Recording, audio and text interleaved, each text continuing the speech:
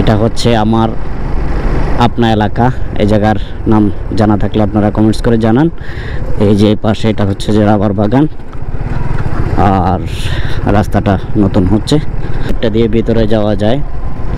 এই যে পাঁচটা বিস্তীর্ণ এলাকা মিলে এই চা বাগানটা। জায়গাটার নাম হচ্ছে যে বড়বিল, আর এটা হচ্ছে বড়বিল বাজার। এটা চা বাগানের একটু পরে। হালকা বৃষ্টিতে বাইক খুব সাবধানে রাইড করা উচিত, কারণ হালকা বৃষ্টি হলে রাস্তার এই ধুলাবালিগুলা কাদায় পরিণত হয় এবং এগুলা দেখা গেছে যে পিচ্ছিল হয়ে যায়, যার কারণে দুর্ঘটনা ঘটার সম্ভাবনা থাকে। এই তো কিছুক্ষণ আগে দেখলাম একজন বাইকার ভাই পড়ে গেল। এই যে হয়তো হালকা বৃষ্টির কারণে একটু কাদা কাদা অবস্থা রোডে, যার কারণে ব্রেক মারা মাত্রই উনি স্কিড করে পড়ে গেছে। সো সাবধান, হালকা বৃষ্টিতে খুব সতর্কভাবে বাইক রাইড করবেন। এটা হচ্ছে রামগড় চা বাগান, অনেক বিখ্যাত একটা চা বাগান, অনেক বড় একটা চা বাগান।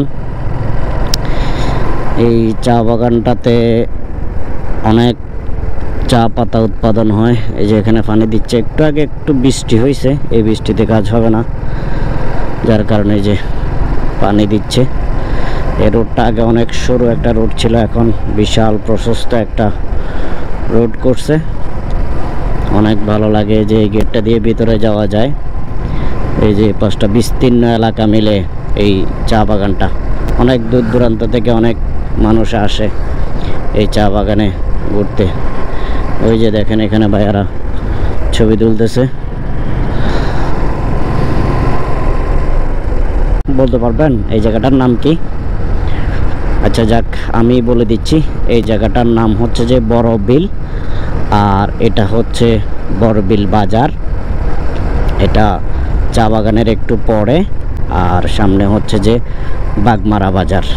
বাগমারা বাজারের এদিকে এই বাজারটার নাম হচ্ছে বড়বিল বাজার। ফাইনালি মানিকছড়ি, মহালছড়ি, সিন্দুকছড়ি, জালিয়াপাড়া এবং রামগড় পার হয়ে চলে আসলাম নিজ এলাকায়। এটা হচ্ছে আমার আপনা এলাকা। এই জায়গার নাম জানা থাকলে আপনারা কমেন্টস করে জানান। এই যে পাশে এটা হচ্ছে যে রাবার বাগান, আর রাস্তাটা নতুন হচ্ছে। সো ধন্যবাদ, সবাই ভালো থাকবেন, সুস্থ থাকবেন। আজ এ পর্যন্তই।